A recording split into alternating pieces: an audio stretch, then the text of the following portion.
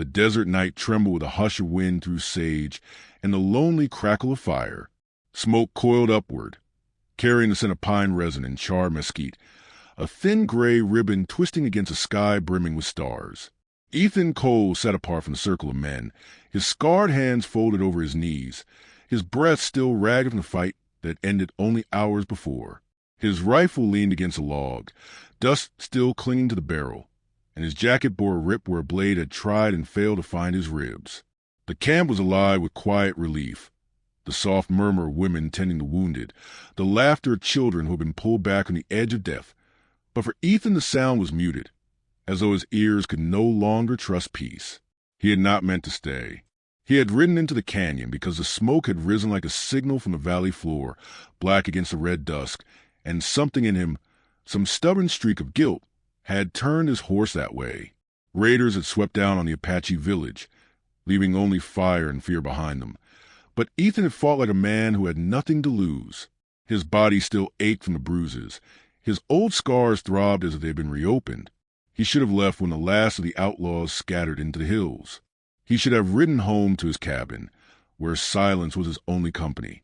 But he lingered, and because he lingered, he now sat within the circle of those who looked at him with both gratitude and suspicion. The elder stood at the fire's edge, the flames catching the lines carved deep into his weathered face.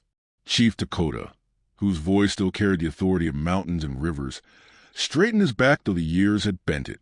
Around him, the tribe fell silent. Even the children, still clutching the sleeves of their mothers, grew still as if sensing something heavy was about to be laid upon the night. "You saved my people," Dakota said, his words measured, deep as stone dropped into a well. "When others turned their heads, when even the wind whispered we would be dust by morning, you stood with us." Ethan shifted, uneasy beneath the weight of so many eyes. He had not saved them for honor. He had acted on instinct, a reflex born from years as a soldier, when the body moved before the mind could weigh reasons.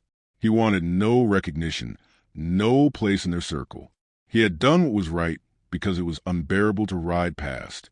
But he said none of this, only nodded once and let the silence stand in place of gratitude. The chief's gaze softened, then sharpened with resolve. "A gift for a gift," he said. "Blood for blood, life for life. I give you my daughter for one night." The words fell like embers, glowing, shocking, impossible to ignore. A ripple went through the gathering. Some gasped, others bowed their heads, as though refusing to look. Ethan felt the breath lock in his chest. For a moment he thought he had misheard, that his weary mind had twisted the old man's meaning. But then she stepped forward. Ayoka moved with the quiet of someone who had long ago learned not to disturb the air. She was young, no more than 19, her long black hair braided with strands of red cloth that caught the firelight. Her eyes remained downcast, lashes shadowing her cheeks, and her hands were folded tightly against the fabric of her dress as though to hold herself together. She did not speak. She did not look at him. She only stood there, a living offering, while shame and silence settled heavier than the desert night. Ethan rose slowly, every muscle taut with disbelief. "No," he said, his voice harsh, raw. "That's not." He stopped himself, realizing too late the ears that listened, the dignity at stake. He forced his voice into control.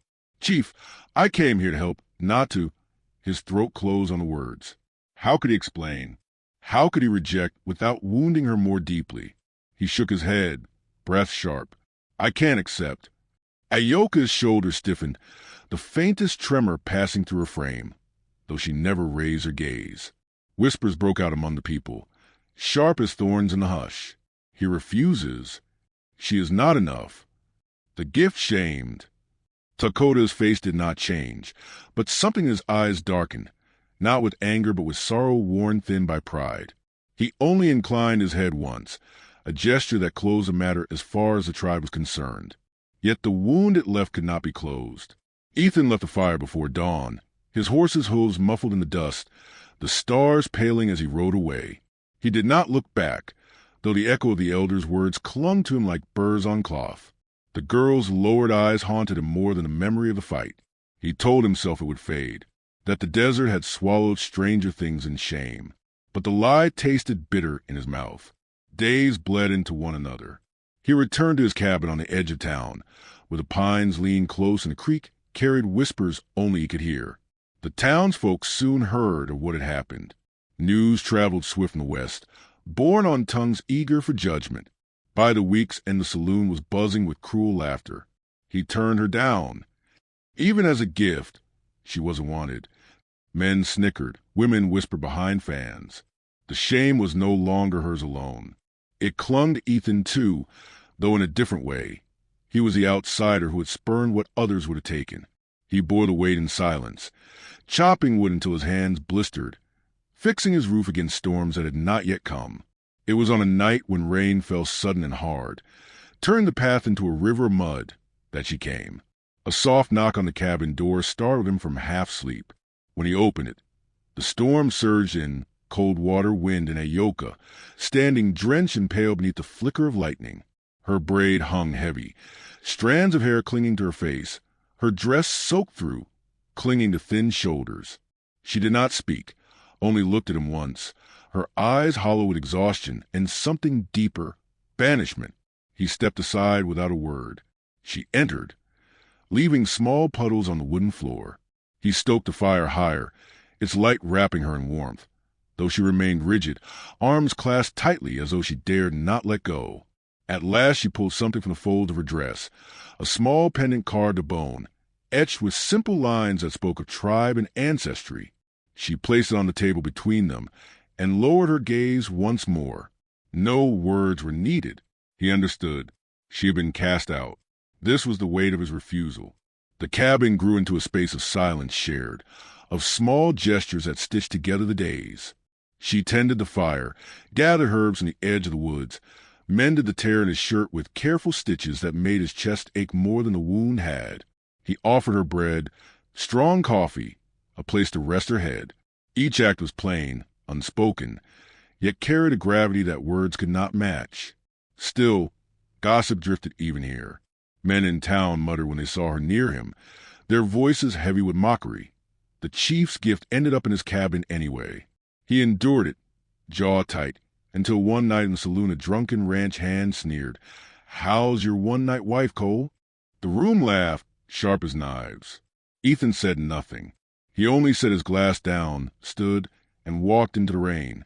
Dignity was the only weapon he had left. That night by the fire, his hands shook as he tried to carve a piece of cedar into shape. Ayoka watched from the corner, her eyes reflecting the flames. When his knife slipped and cut shallow into his palm, she crossed the room without hesitation. She took his hand gently, pressing a cloth against the blood. Her fingers lingered, light but firm, and when he looked up, he found her gaze on his scarred face at last. For the first time, she did not look away. No words passed between them, but in that quiet moment the weight of shame cracked, just enough to let something like trust bleed through. The days that followed carried a new rhythm, fragile as a bird's wing. She began to hum softly while she worked. Songs without words, melodies older than the town itself. He found himself listening, letting the sound ease the old restlessness in his bones. Yet the world beyond their cabin walls did not soften. The raiders had not been destroyed, only scattered, and whispers grew that they would return. Ethan felt the old soldier stir within him, the part that knew how to listen to silence and hear danger approaching. And one evening, as the sun bled red across the horizon, Ayoka placed her hand on his arm, her eyes intent, and spoke for the first time since she had come.